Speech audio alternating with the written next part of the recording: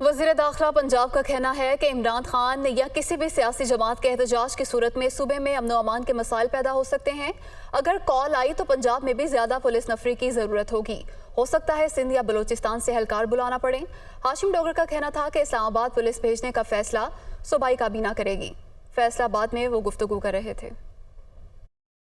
हमेशा से ही पंजाब गवर्नमेंट वफाक के साथ कोऑपरेट करती रही है जब भी ज़रूरत है। हमारा अब इशू ये है कि अगर कोई ऐसी कॉल होती है एक पुरअमन एहतजाज की, वो इमरान खान साहब दें, या हो सकता है जिस तरह महंगाई जा रही है, मुझे लगता है कि थोड़े दिनों में हो सकता है मरीम नवाज़ भी वफाकी हुकूमत के ख़िलाफ़ कॉल दें। तो हमें पुलिस पंजाब की चाहिए यहाँ पे लॉ एंड ऑर्डर मेंटेन करने के लिए।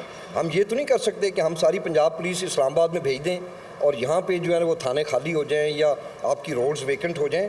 अगर इमरान खान साहब की कॉल आती है तो मुझे ये तवक्को है कि बहुत ज़्यादा लोग शिद्दत से जो हम जलसों में देख रहे हैं, तो उस टाइम पे लॉ एंड ऑर्डर मेंटेन करना, रोड्स को मेंटेन करना, सिक्योरिटी मैनेज करना, वो किसका काम है।